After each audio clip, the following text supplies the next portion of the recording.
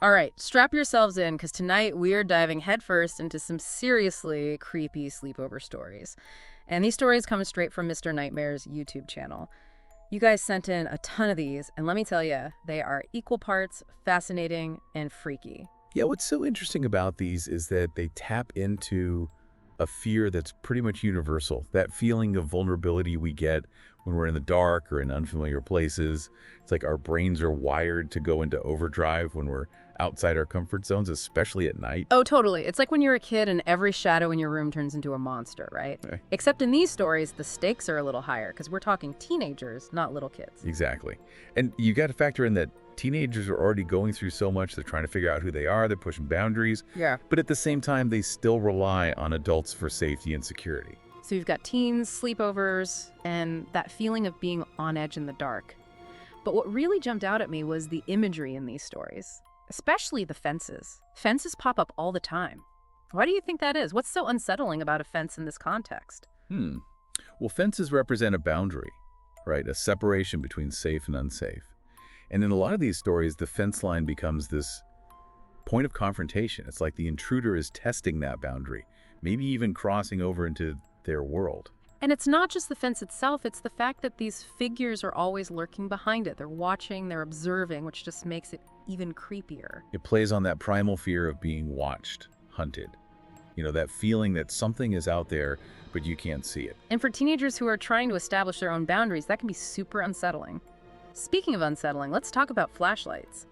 You'd think a flashlight would make you feel safer, but in a lot of these stories, it seems to do the opposite. That's because a flashlight can also make you more visible. It's like shining a beacon in the dark. You might see what's out there, but you're also announcing your presence. Okay, so we've got fences, lurking figures, and the unsettling use of flashlights. Let's dive into a specific story now to see how these elements come into play. There's one that really stuck with me about two 14-year-old boys who are home alone playing video games when they start hearing weird noises. Oh yeah, I remember that one. Classic setup, right? Isolation, mundane activity, and then bam, something unknown enters the picture. So at first they just think it's their dog messing around, but the noises get louder and they decide to investigate. They grab knives and flashlights and search the whole house but find nothing. So naturally they head out to the backyard, which is fenced in, of course. Makes sense. The knives show how their perception of the situation is changing, right? Going from annoyance to suspicion to fear in a matter of minutes. And as you said, the fenced-in backyard adds to that feeling of being trapped, with limited escape routes. And then comes the really creepy part. They decide to check the front of the house.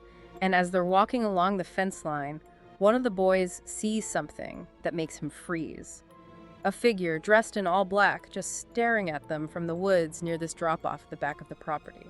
It's that moment of confrontation. Yeah. The unknown becomes real, tangible. But the description is still vague enough that our imaginations can run wild. Oh, totally. And the fact that this figure isn't trying to get onto their property just makes it more unsettling. It's like he's studying them, analyzing them. So they yell RN and bolt back inside to call 911. The police come but find nothing. The boys are told to stay downstairs for safety. But about an hour later, things take an even weirder turn. Yeah, this is where the story shifts from a potential break-in to something way more psychological. Because they see a light shining through the window over the fence, right? And it's not just one of them. They both see it. Exactly, and that shared experience makes it harder to dismiss as just their imagination. The light becomes like a symbol, proof that they're still being watched even inside the house. They call 911 again, but the police find nothing. And this time, they don't even tell their dad when he gets home because they're afraid he won't believe them. It's like they've entered this weird zone where they've experienced something terrifying, but have no way to prove it. They're trapped between their own lived experience and this rational world where there's no evidence to back them up. And that lack of validation can be really isolating and make the fear even worse. But this is just the first sleepover. A couple of weeks later, they try again. Brave, right? Or maybe a little crazy. Maybe a little both. But it shows that these experiences might not be isolated incidents. This time, they hear noises inside the house. So they grab their knives and flashlights, go to the backyard, and shine the light where they thought they saw the figure before. And what do they see? Tell me. The outline of a head at the fence line, again. Just watching them. This guy is obsessed with fences. Right. So they run back inside, call 911, and surprise, surprise, the police find absolutely nothing. This time, the police even wait outside the fence for a few minutes, just in case, but still nothing. The repetition here really drives home the point that something is seriously wrong, even if it defies explanation. Okay, get ready, because this is where things get really intense. A couple of hours later, they hear this crazy loud banging starting downstairs and moving toward the front door. They grab a dog for protection, barricade themselves in their parents' room, and even get their dad's gun out. Wow, things have definitely escalated. From knives to a barricaded room with a gun, this is way out of control now. And they call 911 again, but guess what happens? Let me guess. The police show up and find nothing. Bingo. No sign of forced entry, no explanation for the noises, and that's how the story ends. The boys never have that problem again, but they're obviously still pretty shaken by the whole experience. It's the classic unresolved horror story ending. The mystery remains unsolved, the intruder unidentified. It leaves us with that lingering sense of unease, wondering what really happened that night. And I think that's part of what makes these stories so effective. It's the psychological impact, that doubt and fear that stays with you long after the story is over. But what if there are other explanations for these experiences, things that might make us see these stories in a whole new light? Oh, good point. And that's exactly what we're going to explore next. We'll dive into the science behind things like sleep paralysis and the power of suggestion. And we'll also look at how technology might be changing the way we experience these modern-day tales of terror. Stay tuned, folks, as we continue our deep dive into the world of sleepover surveillance. So we just heard about some seriously creepy encounters. I mean, these stories are chilling, but what if some of these experiences aren't actually about intruders at all? What if it's something else? Yeah, that's where things get really interesting. There's this phenomenon called sleep paralysis that might explain some of what these keens are describing. Sleep paralysis. I've heard of it, but honestly, I'm not really sure what it is. So basically, it's a state where you're conscious, but your body is still asleep. Your mind is awake, but you can't move or speak. And during this state, people often have hallucinations, like really vivid and terrifying ones. They might see shadowy figures, feel pressure on their chest, experience this overwhelming sense of dread, that kind of thing. Whoa. So you're saying the shadowy figures lurking at the fence could just be, like, figments of their sleepy brains? It's definitely possible, especially when you consider that sleep paralysis often happens when people are sleep deprived or stressed. And, think about it. Sleepovers are prime time for that. Late nights, scary stories, sugar rushes. It's basically a recipe for a sleep paralysis episode. That makes a lot of sense. But what about those lights they kept seeing? And the banging noises? Those seemed pretty real. Well, remember, even when we're awake, our senses can be tricked, especially in the dark or when we're in a new environment. And when you add in the anxiety and suggestibility of a group of teenagers, it's easy to see how shadows and ordinary sounds could be mistaken for something way scarier. So you're saying that once one person thinks they see something, everyone else starts looking for it too, and their brains basically fill in the blanks. Right. It's called the power of suggestion. It's like this chain reaction where one person's fear feeds another person's fear, and pretty soon everyone is convinced they're seeing and hearing things that might not actually be there. Okay, I get that, but in one of the stories, the kid even sees a guy's head at the fence when he shines the flashlight on him. That seems pretty hard to explain away as just imagination, right? True. Some details are harder to dismiss than others. And it's important to remember that these are just self-reported experiences, Memory, especially when it comes to emotional events, isn't always accurate. Our brains tend to fill in the gaps, sometimes without us even knowing it. So basically, what they remember might not be exactly what happened. Right. Our memories are shaped by our expectations, our fears, and even the stories we tell ourselves afterward. It's like our brains are constantly revising the script, even if we don't realize it's happening. That's pretty wild when you think about it. Another thing I noticed in these stories is how often the kids call 911 when things start getting weird. Like in those older urban legends, it was all about being isolated and helpless. Do you think having that instant connection to the outside world changes things at all? It's a really interesting point. Technology definitely plays a role in these modern-day sleepover stories. Having cell phones gives them a sense of security, Sure. They know they can call for help if things get really bad. But at the same time, it creates a new kind of tension because the kids can call for help, and then the help arrives and finds nothing, which just adds to that feeling of being stuck between two worlds. The rational world where there's no evidence of danger and their own terrifying experience that feels very real. It's like, help, there's a monster under my bed. Oh, never mind, it's gone now, but I swear it was just here. Exactly. And that lack of validation from the outside world can actually intensify the fear because it's like their reality is being questioned. which can be really unsettling, especially for teenagers who are already trying to figure out who they are and where they belong. And another modern twist is the video games. In some of these stories, the kids are playing like Call of Duty or something when the weird stuff starts happening. Do you think that could have an effect on their perceptions? It's definitely a possibility. We know that video games can have a big impact on our brains, right? They increase our arousal, focus, and even aggression. So it's not crazy to think that playing these super immersive games, especially for hours on end, could make someone more likely to misinterpret what they're seeing and hearing. So they're already on edge, adrenaline pumping, and then a creaky floorboard suddenly turns into intruder alert in their minds. Exactly. And that line between the virtual world and the real world can get blurred, especially for teenagers whose brains are still developing. So we've talked about some possible explanations for why these teenagers might be seeing and hearing things that aren't really there. But what about the bigger question? What's the point of these stories? Are they just meant to scare us, or is there something more going on? That's a question that's been around forever. And like most things, the answer's probably complicated. I'm all ears. Hit me with it. Well, on one hand, these stories are entertaining, right? We humans seem to have this natural fascination with the scary stuff. There's a thrill in being frightened, as long as we know we're actually safe. Yeah, it's like watching a horror movie. You know it's not real, but you still get caught up in the suspense. Exactly. But these stories also tap into something deeper.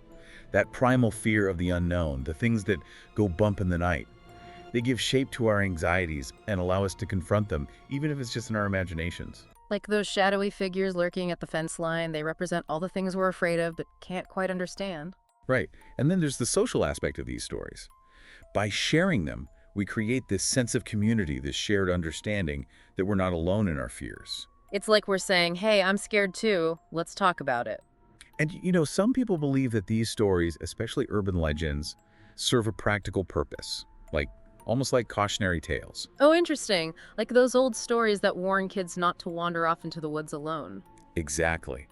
A lot of these sleepover stories involve teenagers doing things they shouldn't be doing, like breaking rules or being out late.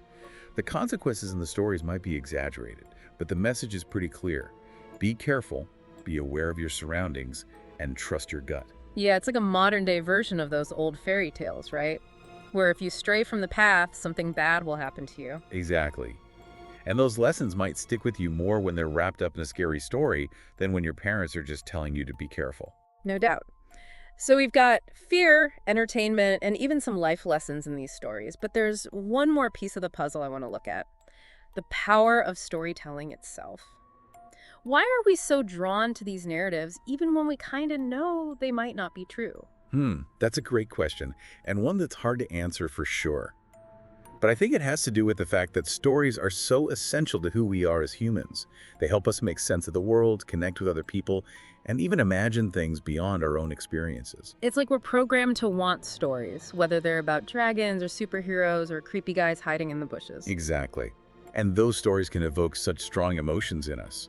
They can transport us to different worlds and leave a lasting impression on us. So even if we never actually see a shadowy figure peering over a fence, these stories can still teach us about ourselves, our fears, and the power of our imaginations. Nicely said. And I think that's the real takeaway from all of this. These stories remind us that the line between reality and fantasy can be blurry.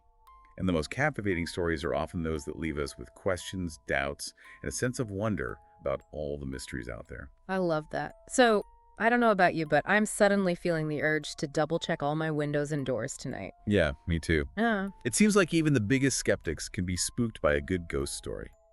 Huge thanks to you for joining us on this journey into the world of sleepover surveillance. And to you, dear listeners, we leave you with one final thought to chew on. If these stories are cautionary tales, what are they trying to teach us? Is it about physical safety, trusting our instincts, or maybe something else entirely? Sleep tight and sweet dreams. But keep an eye on that fence line, just in case. All right, so we've delved into some seriously spooky sleepover stories. We've even explored how our brains can play tricks on us in the dark. But I keep coming back to that same question, what's the point? Why do we tell these stories? It's a question that's been around forever, and honestly, there's no easy answer. These stories work on a lot of different levels. They're definitely entertaining. As humans, we seem to have this weird fascination with being scared. Like, as long as we know we're actually safe, there's a thrill to it, right? Oh, yeah, totally. It's that roller coaster feeling, you know? You're terrified, but you also know you're strapped in and it's all going to be okay. Right. But I think these stories also tap into something much deeper, something more primal, like those anxieties we have about the unknown, the things that go bump in the night. By telling and retelling these stories, it's like we're confronting those fears, even if it's just in our heads. It's like those shadowy figures at the fence line, right? Right. They represent all the things that scare us, but we can't really see them or understand them. Exactly. And there's another layer to it, too, this whole social aspect of storytelling. When we share these stories, it's like we're creating a community, a shared understanding that we're not alone in feeling scared. Yeah, it's like saying, hey, I get it. I felt that way too. It's okay to be freaked out. And then some people believe that these stories, especially those classic urban legends, have a more practical purpose, like they're cautionary tales. Oh, interesting. Like those old warnings about not going into the woods alone at night. Exactly. Hmm. A lot of these sleepover stories involve teenagers doing things they probably shouldn't be doing.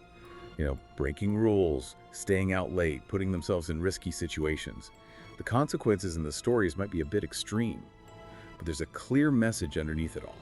Be careful, be aware of your surroundings, and trust your instincts.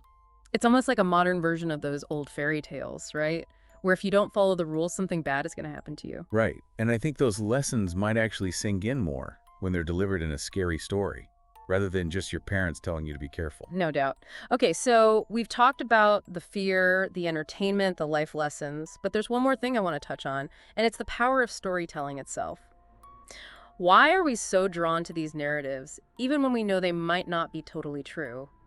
What is it about stories that captivates us like that? That's a great question, and honestly, I don't think there's one definitive answer.